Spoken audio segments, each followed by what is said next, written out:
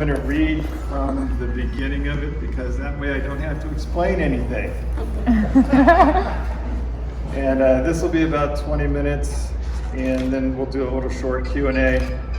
And I'm supposed to tell you that if you read it and you like it, leave a little short review on Amazon or Goodreads or whatever your little thing is, because when you are working with a small press, that's what sells books, is word of mouth and people telling other people, hey, you need to read this. Okay, so this is chapter 1, and it's called The Haitians. A few months back, when Tammy first came down here to Florida, I had a hard time figuring out what to do with her when I went to work. Before he disappeared, her dad stuck her on a bus up in Ohio without bothering to finding out how Missy's sentencing went. He's a Franklin from the meth and incest part of that state, and I never heard Missy say his last name without adding trash to it, like Franklin Trash might actually be his name. Maybe he thought the judge would take her condition into account. No such luck. She's doing a 2-year bit up at Lowell Correctional in Ocala, free hots and a cot and free dental, which is better than us most days. I'm stuck here squatting in the condo me and Missy shared, trying to take care of her daughter from a marriage gone bad years before we met. I left Tammy alone at first, let her sleep late and came home a little early, but she didn't like that, being home alone all day. She wouldn't leave the house, not even to play in the driveway, and even a 10-year-old can only watch Tom and Jerry cartoons for so long. Clyde's wife Vera watched her some, but I didn't want to impose. They're our neighbors across the street, and he's the unofficial mayor because they've lived here forever, and Vera, she never comes out of the house, but still knows everybody else's business. He told me that since they threw these condos up 22 years ago, they've been the only black family. And that's saying something since half the street swaps out every night. Then I took Tammy to work with me a few times, but you can get killed 100 different ways in a boatyard, even if you know what to watch out for. She'd hang out some in the ship store and make the rounds, talking to the charter captains, but I think all my boss could see was a little barefoot lawsuit. One time, I let her stay at my buddy Barry's because his neighbors have 2 girls, and I thought it'd be nice if she got to spend some time with kids her own age. Barry's the Neil Diamond impersonator on the gambling boat, and he's scared to death of his MC, Bertrand. Bertrand wears mirrored aviator sunglasses and was in the Tom Tom McCoot death squads down in Haiti. Barry doesn't care much for the neighbor girls either, because one time he was airing out his blue sequin shirt and they dressed their dog in it before it got loose. They're from Kentucky, and there's a deflated UK basketball on top of a bird bath pedestal in the little yard.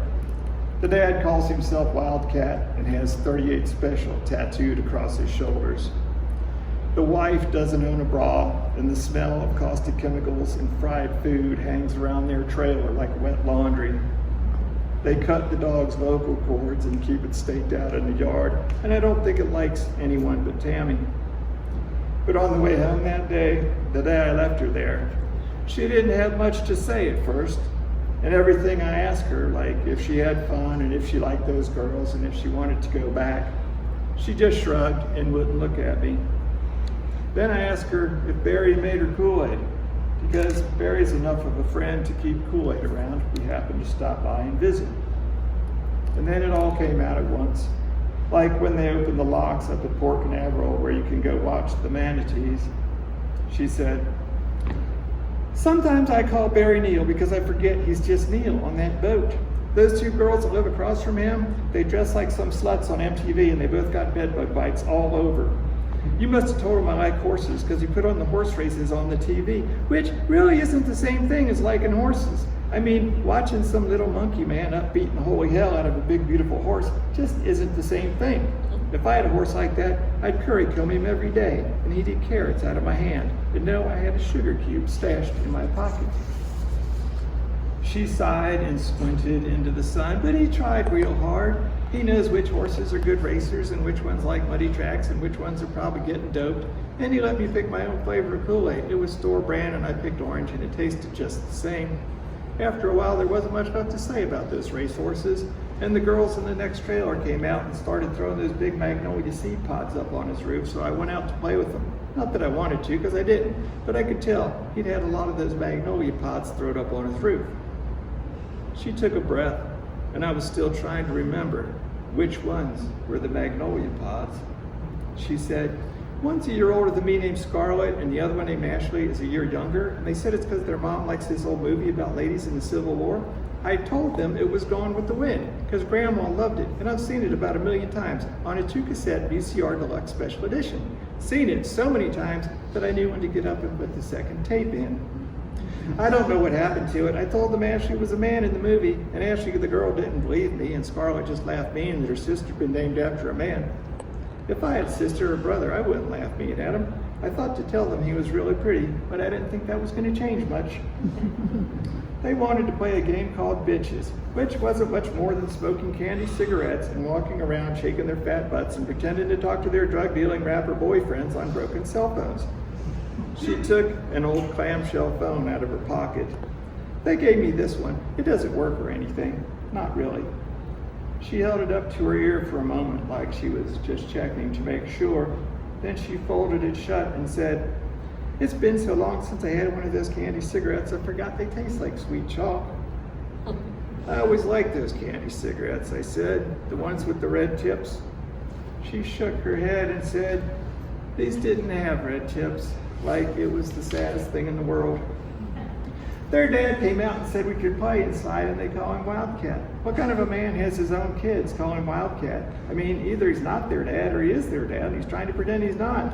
Or maybe he's trying to pretend he doesn't have kids so he can still be lead dog, probably, with that stupid dyed hair spiked up like that. I wasn't even sure if she was talking to me anymore, or if she was talking about Barry or Wildcat, because Barry spends a lot of time and some serious money on that Neil Diamond hairdo. She wrinkled her nose up. "It smelled worse than Grandma Pickling in there and burned the back of your throat. He said we should play hide and seek, and I was alone in that back bedroom, piled up with so many dirty clothes you could see the stink like wavy lines on a cartoon." She stopped and kicked one grubby flip-flop at the sidewalk. And then she said, "He had his thing out in his hand. He told me to touch it." It took a minute.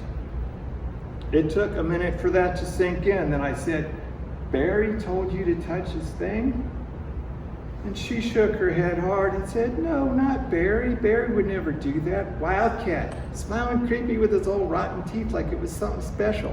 He told me to touch it, and I shook my head, and when he started to close the door, one of those girls started bawling down the hall. He winked at me, and I pushed by him to get the hell out of there. I heard him laugh and yell, 'I'll find you next time.' I waited at Barry's till you come back to get me." "Wildcat?" I said. She glanced at me for a second. I didn't say anything to Barry. Who knows what he'd have done? Call the cops and a bunch of questions I can't answer. And I ask questions? Yeah, questions. Like, where's my mom and dad? And who might you be? And where's the piece of paper from Ohio saying I'm supposed to be here? She knew more about that stuff than I did because I didn't know anything. But I knew somebody's shit was about to get jumped in with both feet. And just knowing that brought back that pure adrenaline rush from the bad old days. Like somebody had shot fat lines of uncut coke way back in my sinuses with a blast from an oxygen tank. She shook her head like she had water stuck in one ear and started walking again.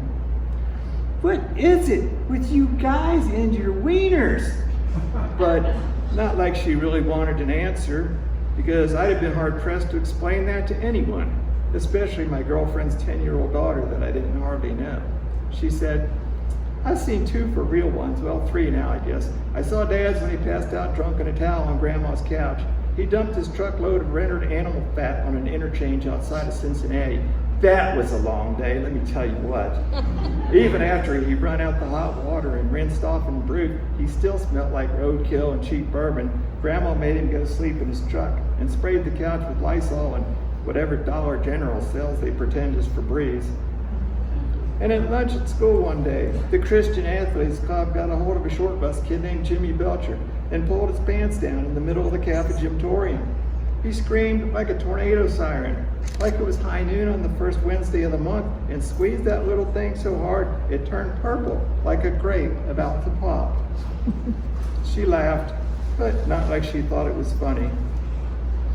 I dropped her off at Clyde and Vera's, and I told them I had to run back up to the marina for a quick minute. I know she didn't believe me, but she was kind enough to pretend she did. Barry was off at work singing, "Girl, You'll Be a Woman Soon," to blue-haired old ladies tethered to nickel slots, and the old Monte Carlo with Kentucky plates was gone. I could see Wildcat passing back and forth behind the greasy kitchen window.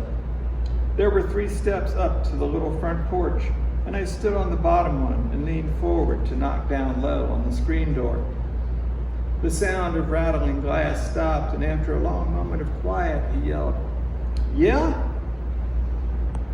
I tried to sound casual, like I knew him, like I was supposed to be there. I laughed and yelled, "Come on, Wildcat, open up the goddamn door." I heard him turn the lock, then he pushed open the screen door and stepped out just far enough to rest one shoulder against the trailer while the screen tried to close against the other. He had one hand behind his back, like maybe he was resting on the butt of a pistol tucked down in the waistband of his jeans. He smiled, and his teeth were all corroded with decay along the gum line. "I know you. How's your little..." I'm not sure what he was going to say next. In boxing, they always tell you to use your legs. I gave him an uppercut so hard in the nuts that he lifted up on his toes, and I jammed my wrist on those low bones in his pelvis. He crumpled down, and when his elbow went through the screen, it made a sound just like a zipper. He'd just been pretending he had a gun. The dog started snapping and rasping and jerking against his chain. "Guess you shouldn't have cut his cords." When I pushed him back inside the trailer, he sprawled across vinyl tiles, snowed over with empty blister packs of store-brand cold medicine and tore-up matchbooks. The first thing that came to hand was an old cordless phone as big as a World War II walkie-talkie, and when he tried to get up, I hit him across the face with it. It broke apart and the battery pack flew down the hall. It opened a cut over his left eye, and for the briefest moment, I could see a pink crescent of skull before it filled up with blood like an overflowing toilet. The next thing that came to hand was an old fan belt hanging on the back of a dinette chair. I whipped him with it, kept on whipping him until the grease marks faded from black to light gray, and all he managed to get out between blows was, "Why and what the?" But I think he knew why. If he'd ever had any fight in him, it was gone. He'd curled up on his side, covering his head with one hand and his balls with the other. I think he was playing possum, just hoping I'd go away. I dropped the fan belt and took a look around. He was bleeding like a bitch, like head wounds always do, and his blood was the brightest thing in the whole trailer. The countertop and dinette were snowed over with Pyrex pots and glassware, cans of camp stove fuel, wide-mouth bottles of lye, nail polish remover, plastic jugs of iodine for horse hooves and concrete etcher. I hooked a jug of iodine and squatted on my knees beside him. I unscrewed the top and knelt across his throat. "You better get something on that cut," I said, wiping the blood out of his eye. 7%. This might sting. It stained his face a yellow red, and my knee made his keening scream sound like something far away. When he finally quieted down, I said, "If you ever even look at her again, I'll field dress your dog. I'll have your skanky bitch back blowing bikers in Daytona Beach before the sun goes down." I leaned in close and whispered, "I'll sell your little girls to the Haitians." I stood up and took the open can of camp fuel off the counter. I poured it around him like chalk around a dead man and said, "Then I'll chain you to the stove, fill your mouth with lye, and burn this fucking trailer to cinders and ash and a handful of teeth." On the way home, I'd wondered if all that meth Missy jacked up was cooked in Wildcat's dirty kitchen. She had to buy it somewhere. Maybe that's what he was going to say through a smile rotted just like hers. "How's your little woman?" I knocked on Clyde and Vera's patio door and waved Tammy home. Then we sat at the table, quiet as mice. Every time a car passed by, she turned her head slowly, following the sound. I think we were both listening for sirens. I know I was. The sun started fading and we still didn't put any lights on.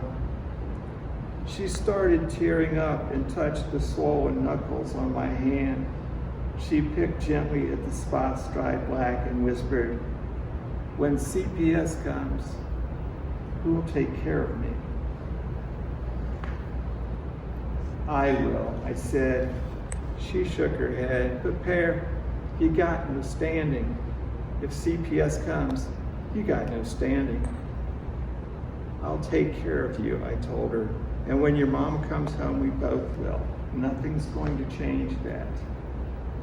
She thought about that, like she was trying to believe it.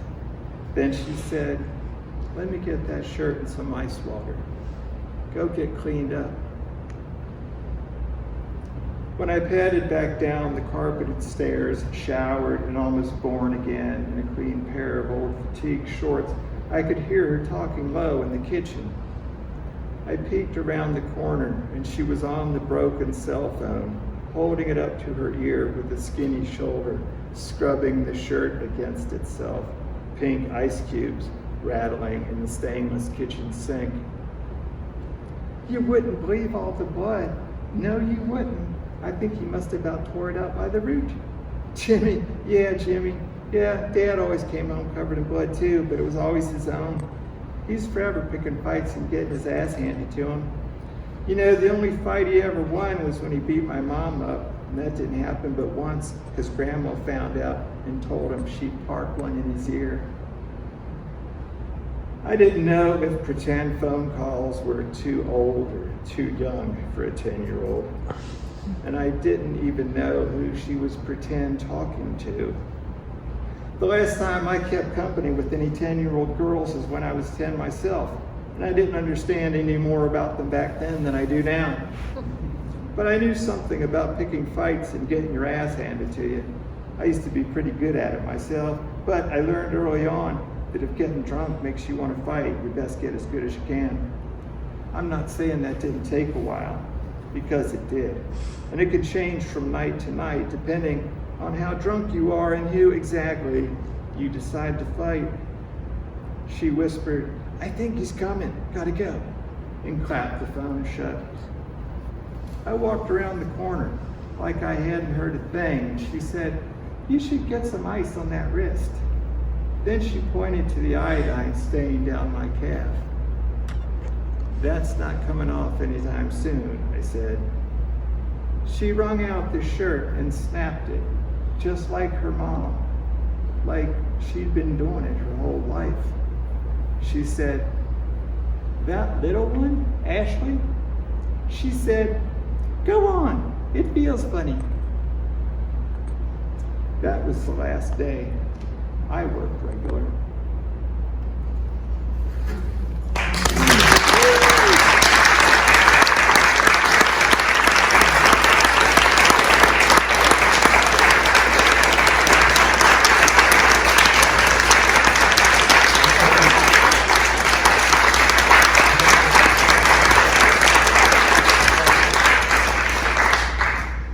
That's chapter 1. I thought we could just do like a little quick Q&A. If anybody has any questions or comments, or they want to run screaming from the room, this would be your chance. Come on in. Okay. Yes. Tom. Yes, Denise. This is the president of my fan club. Yes. President for life. Fan club, talk to me. So I've been curious. Your main character, the man who's talking in chapter 1, is named Père, which in French means father. Yes. So is that why you picked Père as his name? Well, I mean, it's short for Percival, and I worked with the great Hamiltonian one time whose name was Percival and would kill anyone if they found out, and went by Père. So that was, but yeah, the French part of it is definitely because he's sort of been thrust into this, and he's fumbling along as best he can, and he doesn't make a lot of great decisions at times, but he's trying. They're both game, right? So I cannot see anything, so that's good. Yes, Fred. You probably get tired of answering this question and all of your book signing, but I'll ask it. What was the inspiration behind this story? Great, that's a great one, because that's one I can answer. The whole setting for this, my wife's parents had a condo down in Port Canaveral, and the condos changed hands a lot. So you used to see a lot of like really interesting people. And this was about maybe a 5-second interaction when we were walking toward the beach, and there was a guy, and he's talking to a little girl who's maybe 9 or 10. And it's obvious that they have no idea who the other one is, right? But what struck me about it was the fact that they were both game, right? That they were gonna make their best effort at whatever it was, because the guy is like suggesting things that they could do that day, and he has no idea what to suggest. And the girl is like sitting there, and she's like looking down, and she's like scooting her sandals on the sidewalk because there's like a little layer of sand on it, so it makes that great sound. And she's like going, oh, okay, yeah, we could do that. And when I was passing what they had decided on, and I had no idea how they were going to do it, was that there was a little bridge where all the local fishermen would go fish, and when they cast, they would get their lures stuck on the power lines. So there was like all these lures, right? And that was what they had decided to do that day, was this guy had some mechanism by way that he could go cut those things off and I guess sell them as used fishing equipment somewhere. And it was like such a great thing, because it's like, and when you think about it from like a little kid's point of view, it's like, okay, yeah, that might be interesting. So there's hooks and there's little fake fish, and yeah, cool. But yeah, that was it, and everything else is just kind of extrapolated from that. I mean, there are homeless guys in this which play a lot of different roles, and that it's like this sort of interesting phenomenon where if you ever go anyplace basically that's got a beach and the weather's nice, right? Whether it's Florida or South Carolina or Santa Barbara in California, you have this homeless population because it's got very friendly weather, So there are. Anything else, buddy? Okay. Thank you so much for coming. I have a question. Yes. Oh, okay. Who was your favorite character to write? Who is my favorite character to write? Wow. I didn't even give you advance warning. Actually, I I really love all the characters, and when you get into certain ones, right? Like so, when their best, the guy mentioned in the first chapter, Clyde, is Pear's like best friend, and they have this really interesting relationship. But it was fun to get into Clyde's voice, right? Because Clyde is, he's gotten to this age where he's starting to have some medical problems. And so his wife is riding his butt about like every bite of food that he eats and everything else. And then he goes fishing up on the jetty that goes out into the ocean specifically to get away from her. And their kids have bought him one of those little like jitterbug phones. And she has hidden it in his tackle box, which is such a violation that he can hardly bring himself to speak, that she is, but that plays a very important part at the end of the book as well. So, yeah, it's hard to say. I mean, I think just as a rule it was probably Tammy, because she has a great sort of no-nonsense, like profane, in a good way, but beyond her years. So, thank you guys for coming down here and indulging me. And you're going to be. Thank you.